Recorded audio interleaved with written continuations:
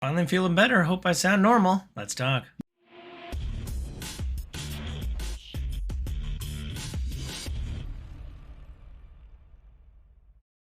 What up, viewers? What up? What up? Calc Soups here, and today is Friday, July 28th, and that means it's time for a quick recap of the week in video game news. First thing I want to start off with, Riot released a video showcasing some of the new content that's coming out for their Project L, their fighting game. Still doesn't have a name, still referred to as Project L, but they're mixing up the fighting game genre. I've worked on some fighting games, and yeah, I think that they are definitely kind of shaking up what's going on in the fighting game genre. I know a lot of people have been asking for it, and now Riot might be the first one to bring it to you. They're doing a tag team, 2v2 gameplay, and they showed off what that would look like, how you kind of tag in and out. You can actually do one player versus two players, in that one player would just control when they tag in and out. I don't know that this is necessarily new. I feel like Marvel vs. Capcom did this in arcade games a while ago, but we've been waiting for this on like a home console. So it sounds like Riot will be able to do that. The one thing is that Riot has mostly cultivated a PC audience, and fighting games don't really have a massive support system on PC. So I'm curious kind of how that will shake out. But still, Riot has kind of shaken up the industry. With Mortal Kombat just around the corner, coming out in less than 2 months. It'll be interesting to see. We already know that they'll have kind of player cameos, I think is what they're called, but like those aren't controlled by multiple players. It's still a 1v1 format, so I'm just very curious. And it's exciting to see Riot kind of shake things up. So I wonder how it'll go for them, and I'm excited to see it. Starfield has started to get people a little bit excited. This week, they produced a series of 3-minute kind of animated shorts set within Starfield. So Bethesda's kind of doing Edge Runners, only with shorter content and before it launches. I'm curious how much hype this will build up around it, and whether or not this will actually result in a full-fledged kind of anime series, or if this is just kind of a series of shorts to kind of showcase the world and get you into it. So I watched a couple of them. I thought they were pretty cool. Kind of cool to see like where you start out, what it looks like in New Atlantis, and all that kind of stuff. So yeah, let me know what you think of the Starfield animated shorts down below. I'll have a link down there in the comments. Move over, Mario Kart, the most infamous and probably penultimate kart racer out there. Another big company is trying to see if their IPs can match that of Nintendo's, and that company is, drumroll please, Dreamworks. I'm not kidding you, it is Dreamworks. So with Shrek and Puss in Boots and Kung Fu Panda and Trolls, they are trying to see if they've got enough to take a bite out of the Nintendo, the Nintendo's ownership over the kart racer. Obviously, bringing it to more consoles than just the Nintendo Switch is a good way to kind of build out a space for yourselves. But I'm pretty interested to see that Dreamworks is doing this and getting in on this. I wasn't very aware that they had a gaming division, something I might want to look into. And yeah, I'm very curious what this kart racer will look like. So yeah, there's, hearing Mike Myers drive around some weird zany karts will be, on some zany maps would be pretty interesting. So that'd be the one. I am kind of curious what like a race through the Shrek kind of swamp kingdom area would look like, or getting to play Cameron Diaz female ogre would be pretty cool too. So maybe there's more interest in it than I initially thought, but yeah, I think, man, maybe it's just the Dreamworks doesn't speak to me as a consumer, but yeah, their IPs just don't appeal to me very much at all, especially nowadays. Maybe Shrek did a while ago. Anyway, moving right along. Saw a pretty cool article talking from Circana, used to be known as MPD, a big data company that has information on the games industry. They have a player pulse tracker. So they track, at least what the way they were calling out in this most recent article was game console ownership. And we're getting pretty close to gender parity. It was about 47% ownership of video game consoles were female, and then it was actually higher on the Switch and actually went above parity. So there was 50. They according to their records, there was 52% female console ownership on the Switch, which is pretty cool to see. Um, yeah, so I think we've been talking a while now of like, gaming is not male dominated very much, and now that we've got the kind of console ownership angle, like that's another unique way to approach it. I think there's a little bit console ownership. I don't think necessarily translates into because multiple people could be playing on a single console. Consoles are kind of owned by a household, and then the gender of that household breaks down. I don't want to like nitpick the data too much, but I'm just kind of curious as someone who works in data, just kind of how it all breaks out, and maybe that's not it's one picture, not the entire picture. But really cool to see. And yeah, don't whenever someone says gamer, don't picture a white dude with beard playing video games, because it's more than just me out there. Moving right along, a DLC has reached a boiling point, and Blizzard got into a lot of trouble this week. And with a clip that went viral, talking about malicious design. I think that was probably one of the buzzwords for this week. Blizzard's most recent Season 1 Battle Pass, where you go. So I haven't played Season 1 yet, so I don't know where it all lays out. What I saw in the video was you had the streamer playing the game. They switched over to the Battle Pass kind of page to check their progress, but instead of checking their progress, they misclicked or like keystroked onto the activate Battle Pass button, and it instantly did it. And there was no confirm purchase or anything like that, and it was just instantly done. A lot of other people kind of came out after seeing that clip saying they did the same exact thing. The fact that there's no like confirm purchase is just completely below standard, and the fact that it's so close to like where you click, or you'll be often clicking to like check your progress for the Battle Pass, very easy to kind of misclick that. So those two things kind of boiled over this week, and gave a lot of people some very bad feels about kind of, again, to quote them, malicious design, in that you could easily misclick, there's no confirmed purchase, and just left a lot of people feeling bad this week. So Blizzard, do better when you're trying to scam people out of their money. PlayStation, in their most recent earnings call, talked about crossing a pretty big benchmark for the PlayStation 5 console sales.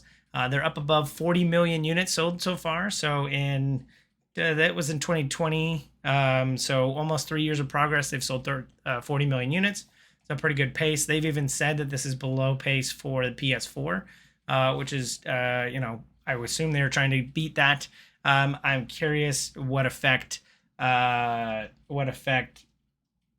inability to get them was. Like, I think a lot of people were really hard pressed to get supply. They've had a lot of supply issues up until even this latest holiday season. So I know that caused a lot of frustration for people, and I'm curious if the bending of that curve kind of led to some issues. I also think, rightfully so, some people criticize the launch of the PS5 for not having a lot of exclusives, upfront exclusives, specifically for the PS5. Xbox is no winner in that case either. Halo didn't come out till like 8 or 9 months later and was like half baked. So I'm not saying that they're better in any case. I know that there was some criticism around the PlayStation 5. So I'm curious if that had any effect on the sales trajectory. But hopefully that keeps up, and I bet they want to see a little bit more and be a little higher point at this point, as we're about maybe halfway through console generations. I think people have been speculating whether or not they're getting longer. And the last one was about 7 years. So being roughly 3 years into it, to be curious to see how much more they can bend that sales curve upward.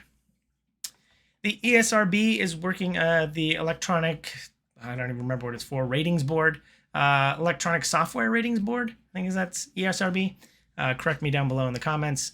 Is working on a way to scan people's faces to verify that they are the appropriate age for the game that they are playing.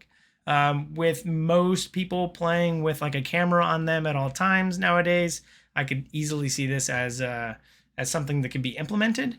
But I put my tinfoil hat on immediately, and was like, wait, game companies are going to be taking pictures of my face and storing it somewhere to then pass along to the ESRB? Who owns the picture of my face? Can I get that data canceled? I don't want this, and like just having to like take a picture just to be able to play a game sounds like another tedious means before I can even start playing the game. So yeah, I think this I've been kind of a strong as someone who works in data, I've been strong proponent against like capturing the wrong type of data and storing it places.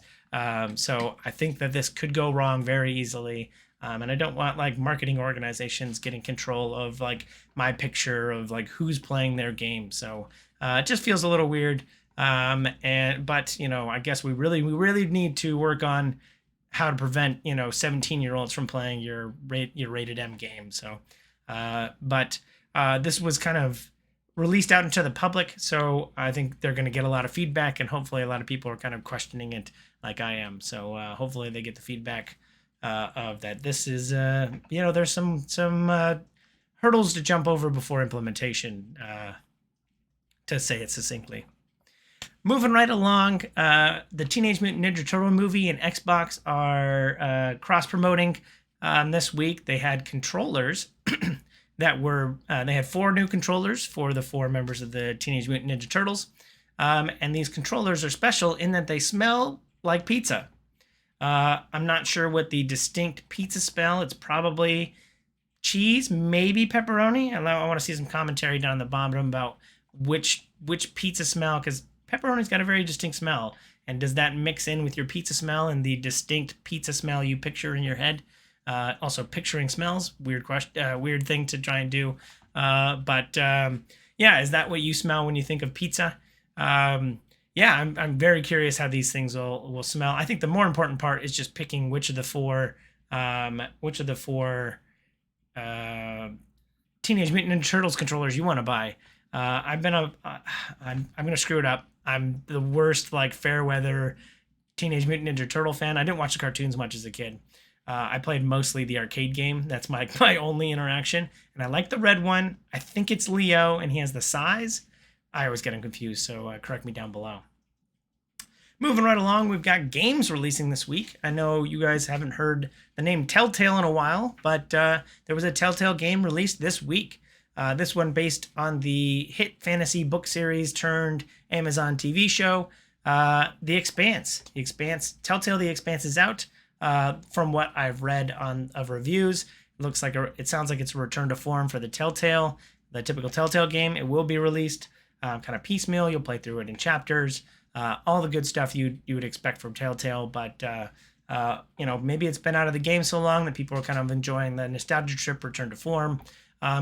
It is currently at a 79 Metacritic, which is pretty good. I think that if you are already a fan of the Telltale games, or did I say fantasy? I meant sci-fi. Sci-fi series, The Expanse. Sci-fi, fantasy, it's all the same genre. Don't at me. Yeah, 79, I would think if you're already a Telltale fan or you're really interested in The Expanse, I'd be curious to see. I think you'd be kind of interested in this. I don't know that this is going to definitely move I don't know if this is going to capture a new audience. And that's not what I would usually associate with like a 79 Metacritic. But yeah, I'm very curious to see how the Telltale Expanse does. And I might even hop into it as someone who tried to watch the TV show and couldn't really get into it. I wonder if this is a new way for me to kind of engage with the Expanse and maybe have a little bit more fun with it than I did trying to watch the TV show, because season 1 was really hard to get through. And I never did it because it was so hard. Last but certainly not least, now that Baldur's Gate 3 is just around the corner, and I am very excited for it, Larian is already starting to talk about future projects, one of which is that they've somewhat confirmed that they're probably going to return to Divinity. I mean, Divinity Original Sin 2 won a bunch of awards, really highly regarded. I played through most of it and enjoyed the crap out of it. Playing it multiplayer was really fun, and probably one of the more interesting ways. Actually, it's part of the reason that I got sold on Baldur's Gate 3, because now I can play D&D with friends and multiplayer. The implementation of multiplayer in Divinity was bar none in most RPG fantasy games I've ever played. So I'm excited for Baldur's Gate 3. I'm excited to see what they do with a Divinity 3 if they start working on that now that Baldur's Gate is just around the corner. I know that launch doesn't mean that they're done with this project or wiping their hands of it and moving on. There's probably going to be a lot of DLC to worry about. They've also been working on it for the past year and a half, I think, if I remember correctly. So I assume there'll be continued work past launch, but I bet they'll break off some people to start the pre-production process for a third Divinity, or I don't know if you do a prequel or what you do in that world, but very interested to kind of see what they do with that. And I mean, I'm also more curious to see what they do with more different IPs, or trying to do something else other than the Divinity series. So curious what they could do with different IPs, or even more D&D related stuff, depending on the success of Baldur's Gate 3. So looking forward to that as well.